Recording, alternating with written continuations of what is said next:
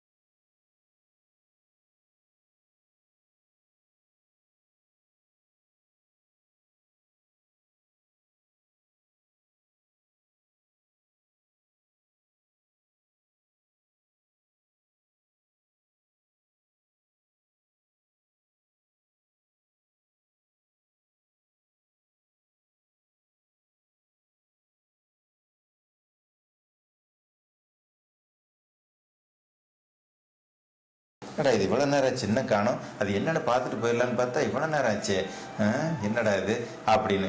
இந்த 10வது நபரோ வர்றப்போ வரட்டும், யாராவது வெயிட் பண்ண சொல்லியிருக்காருல்ல, கடவுள் பொய் சொல்ல மாட்டார்ல, வந்துருவார் அப்படின்னு அமைதியாக இருக்கிறாரு. இந்த 9 பேரும் கடவுள் என்ன சொல்லுவார், எப்போ வருவார், அதென்ன இவனை மட்டும் வெயிட் பண்ண சொல்லியிருக்கிறாரு, அப்போ நமக்கு இல்லாத இன்னொன்று என்னத்தை கொடுப்பாரு, இப்படிங்கிற தவிப்பிலேயே நிற்கிறாங்க. கடவுள் வந்தார். கடவுள் வந்து காதில் ஏதோ ஒன்று சொன்னார். இவர் அப்படியே சிரிச்ச முகத்தில் ரொம்ப சந்தோஷம் அப்படின்ட்டார். இவங்க அது என்ன, இது என்ன என்ன என்ன என்ன. அப்போ இறைவன் சொன்னார், ஏப்பா ஏன் உங்களுக்கெல்லாம் நிம்மதி இல்லாம இருக்குன்னு தெரியுதா? ஒவ்வொருத்தரும் உங்களுக்கு பிடிச்சதைத்தான் கேட்டீங்க, நானும் தந்துட்டேன்னு சொல்லிட்டேன். நீங்க எதையோ ஒன்று வேணும், உங்க லைஃப் டைம் அச்சீவ்மெண்ட்னு ஒன்று நினைச்சு இதுதான் எனக்கு வேணும், இது கிடைச்சா நான் நிம்மதியா இருப்பேன்னு சொல்லித்தான் கேட்டீங்க, நான் அதை கொடுத்துட்டேன். வாங்கின உடனே நீங்க என்ன பண்ணிருக்கணும், என் லைஃப் டைம் அச்சீவ்மெண்ட் ஒன்று இறைவன்கிட்ட கேட்டேன், அவர் எனக்கு கொடுத்துட்டார், போய்கிட்டே இருக்கலாம் அப்படின்னு போயிருக்கணுமா இல்லையா? முதல் ஆள் என்ன பண்றீங்க, வரத்தை வாங்கிட்டு 2வது ஆள் என்ன கேட்கறான்னு பார்க்கலாம், 3வது ஆள் என்ன கேட்கறான்னு பார்க்கலான்னு ஒவ்வொருத்தர் வெயிட் பண்ணீங்க. அப்பவும் நீங்க நிறைவடையல. 9 பேர் சேர்ந்து அந்த 10வது நபருக்காக வெயிட் பண்றீங்க, நான் என்ன கொடுக்க போறேன், அவன் என்ன வாங்க போறான் அப்படின்னு சொல்லிட்டு. உங்களுக்கு பிடிச்சதை கேட்டீங்க, ஆனாலும் கூட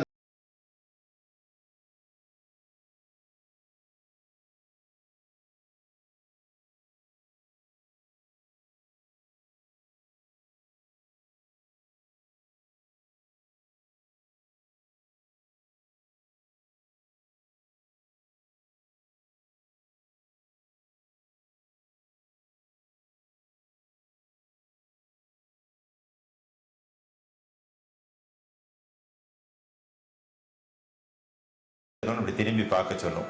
அவன் என்ன பண்றான், அவனுக்கு மட்டும் எப்படி, அவன் மட்டும் எந்த கடையில் சட்டை எடுத்தான், அவன் மட்டும் அந்த கார் எப்படி இந்த கலர் கிடைச்சிச்சு, அவனுக்கு மட்டும் எப்படி இப்படி ஒரு டிரைவர் கிடைச்சிது, அவனுக்கு மட்டும் எப்படி இப்படி மனைவி அமைஞ்சுது, அவன் வீட்டில் மட்டும் எப்படி இந்த கன்ஸ்ட்ரக்ஷன் இப்படி அமைஞ்சிச்சு, அவனுக்கு மட்டும் எப்படி. நமக்கு என்ன இருந்தாலும் நம்ம கிட்ட இருக்கிறதுல சந்தோஷத்தையும் மனநிறைவும் பார்க்க தெரியுமா? தெரியாது. உடனே நம்ம என்ன பண்ணுவோம், பக்கத்தில் இருக்க யாரையோ ஒருத்தரை எடுத்து கம்பேர் பண்ண ஆரம்பிச்சிடும். இந்த கம்பேரிசன், ஒத்து பார்க்கிற ஒரு நிலை, எதிர்பார்ப்பு, அதுதான் என்ன பண்ணும்னா நம்மளை சுத்தமா நிம்மதி இல்லாம கொண்டு போயிடும்.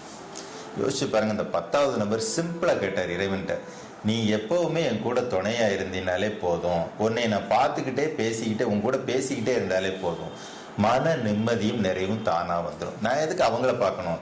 எனக்கு வேணும்னா அவங்க நிலைமை நீ தரமாட்டியா, எனக்கு வேணும்னா இவனோட நிலைமை எனக்கு தரமாட்டியா, எனக்கு வேணும்னா அவனோட உயரத்தை எனக்கு தரமாட்டியா, அப்புறம் என்ன? தனியா எனக்கு பணம் வேணும், பதவி வேணும், கார் வேணும், பங்களா வேணும், நான் ஏன் கேட்பானே?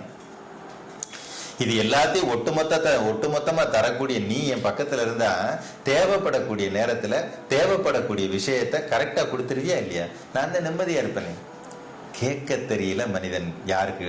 மனிதனுக்கு இறைவன் கிட்ட கேட்க தெரியல. அதுதான் விஷயம். இறைவன், எல்லாம் வல்ல இறைவன் நம்ம பக்கத்துல மகாபாரதத்துல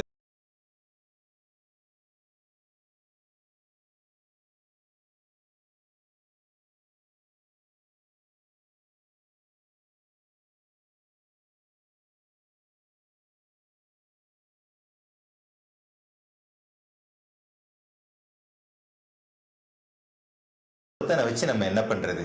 அத்தனை படை வீரர்களையும் ஆயுதங்களையும் பண செல்வ வளங்களையும் குதிரைப்படை காலாட்படை எல்லாத்தையும் நம்ம வாங்கிட்டோம்னா அடிச்சவங்கெல்லாம் துவம்சம் பண்ணிடலாம் அப்படின்னு அவன் யோசிக்கிறான்.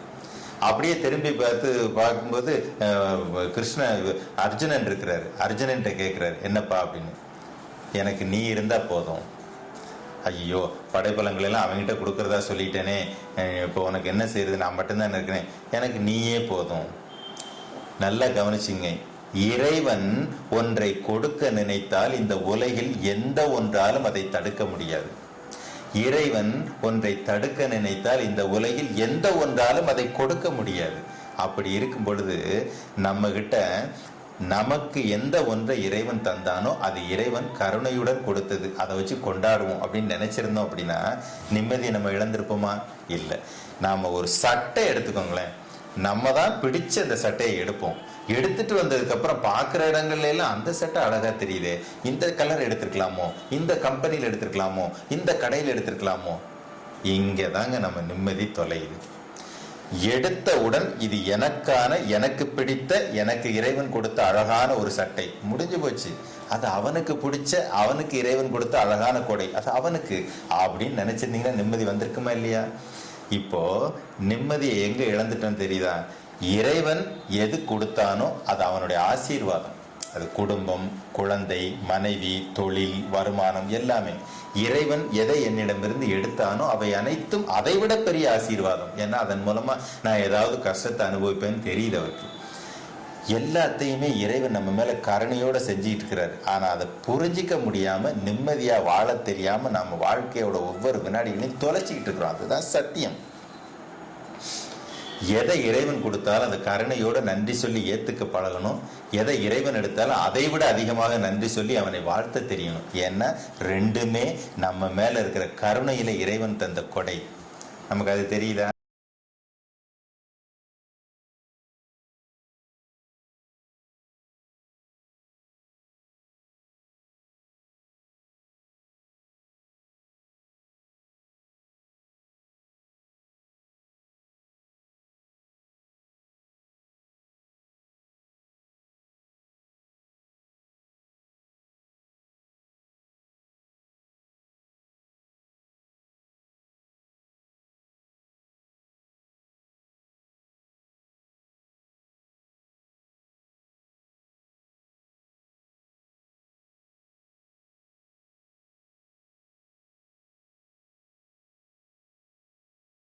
உங்க கூட கொடுத்து வச்சிருக்கிற அத்தனை கொண்டாடி பாருங்க. ஒவ்வொரு செகண்ட் வாழ்க்கை அவ்வளவு ரசனையா இருக்கும். பெரிய ரத்தன் டாட்டாம்பாங்க, அனில் அம்பானி, அம்பானி யார் யாரையோ சொல்லாங்க அதானின்னு சொல்லிட்டு. ஆனா அவங்க எல்லாம் அனுபவிக்காத நிம்மதியும் சந்தோஷத்தை ரோட்ல படுத்திருக்கிற பிச்சைக்காரன் அனுபவிச்சுட்டு இருப்பான். ஏன்? அப்போ பணத்தினாலேயோ புகழ்னாலேயோ சொத்துனாலேயோ உயர் பதவியினாலேயோ நிம்மதி வரக்கூடியதல்ல. இருக்கின்ற பொழுதை, இருக்கின்ற இடத்தை நிறைவுடன் எதிர்கொள்ளக்கூடிய அந்த மனநிலை, அதுதான் நிம்மதியை கொடுக்கும். அது ஒன்று, அது உருவாக்குறதுக்கு இடம்பொருள், ஏவல், பதவி, பணம் எதுவும் தேவையில்லை. மனநிலையில மாற்றம் இருந்தா போதும், பார்க்கக்கூடிய பார்வையில மாற்றம் இருந்தா போதும். உங்க வாழ்க்கை உங்க கையில ஒவ்வொரு செகண்ட் கொண்டாட்டமா தான் இருக்கும். குருவே சரணம்.